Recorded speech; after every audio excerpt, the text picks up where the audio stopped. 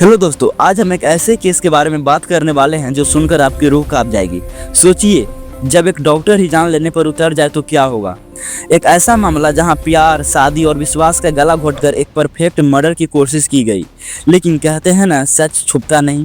तो चलिए आज जानते हैं बेंगलुरु के इस दिल दहला देने वाली मामले की पूरी कहानी, वो भी एकदम आसान भाषा में। ये कहानी है बेंगलुरु के एक डॉक्टर दंपत्ति की। डॉक्टर महेंद्रा रेड्डी और डॉक्टर कृतिका रेड्डी दोनों ही मेडिकल फील्ड के थे। कृतिका जी एक डेमोलॉजिस्ट थी और महेंद्रा जी सर्जिकल रेजिडेंट। मार्च 2025 में इनकी शादी हुई थी। सब कुछ ठीक लग रहा था, लेकिन शादी के कुछ ही समय बाद एक ऐसी घटना हुई जिसने सब कुछ बदल दिया। तो हुआ क्या, महेंद्र जी को शादी के बाद पता चला कि कृतिका जी को कुछ हेल्थ इशू थे, जैसे लो ब्लड प्रेशर, पेट की पुरानी समस्या। और यहाँ एक ट्विस्ट है, ये बातें शादी से पहले उनके परिवार ने शायद छिपाई थी। ये बात सुनकर महेंद्रा जी काफ़ी नाराज़ हो गए। आप सोचिए, अगर आपको किसी रिश्ते में ऐसी कोई बड़ी बात पता चले जो छिपाई गई हो तो कैसा लगेगा। यहीं से शायद अनबन शुरू हो गई।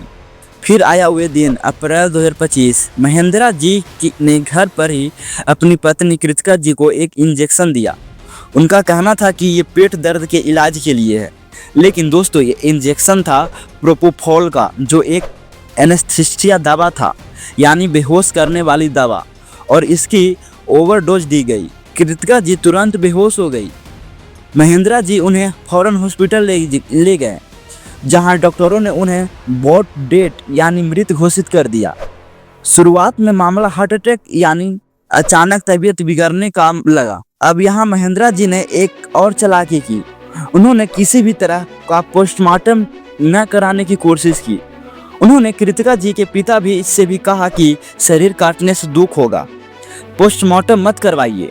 आप सोच सकते हैं कि एक तरफ पत्नी की मौत का गम और दूसरी तरफ ये इमोशनल ड्रामा। लेकिन हॉस्पिटल के डेथ मेमो की वजह से पुलिस ने पोस्टमार्टम कराने की फैसला किया। महेंद्रा जी का कहना था कि कृतिका जी स्वस्थ नहीं थे, उन्होंने बस इलाज किया था। असली राज तो पोस्टमार्टम के बाद खुला। जो सैंपल थे वे फोरेंसिक साइंस लेबोरेटरी FSL भेजे गए और फिर करीब 6 महीने बाद अक्टूबर 2025 में वे रिपोर्ट आई जिसने सब कुछ बदल दिया। रिपोर्ट में पता चला कि कृतिका जी के शरीर में प्रोपोफॉल की इतनी ज़्यादा मात्रा थी कि वे मौत का कारण बनी। यानी ये कोई नेचुरल डेथ नहीं थी, ये एक कत्ल था, और वो भी एक डॉक्टर द्वारा। जैसे ही ये रिपोर्ट आई, कृतिका जी के पिता ने तुरंत महेंद्रा जी के खिलाफ हत्या का केस दर्ज कराया। पुलिस ने एक्शन लिया और महेंद्रा जी को उडुपी के मणिपाल से गिरफ्तार किया, जहां वे एक कॉन्फ्रेंस में थे। उन्हें 7 दिनों की पुलिस स्टडी में रखा गया। सोचिए, एक डॉक्टर जिसने लोगों की जान बचाने की कसम खाई थी, वही जान लेने के आरोप में गिरफ्तार हुआ। अब सवाल उठता है, क्यों? पुलिस कई एंगल से जांच कर रही है, लेकिन जो मुख्य कारण सामने आ रहे हैं वे ये हैं। पहला, स्वास्थ्य समस्या को छुपाना। जैसे मैंने बताया था कि महेंद्रा जी कृतिका जी के हेल्थ प्रॉब्लम से नाराज थे। दूसरा, एक्स्ट्रा मैटेरियल अफेयर। कृतिका जी की बहन का आरोप है कि महेंद्रा जी का किसी दूसरे महिला से अफेयर था। तीसरा, पैसे के मसले। महेंद्रा जी पैसे मांगते थे, प्राइवेट हॉस्पिटल खोलने का प्लान था, और वे कृतिका जी के गरीबों के लिए क्लिनिक खोलने के आइडिया के खिलाफ थे। शादी रजिस्टर कराने में भी हिचकिचा रहे थे। दहेज की मांग का भी जिक्र था। सोचा समझा प्लान। प्रोपोफॉल जैसी दवा सिर्फ मेडिकल प्रोफेशनल के पास ही पहुंच सकती है, जो इस बात की ओर इशारा करती है कि ये एक प्री प्लान मर्डर हो सकती है।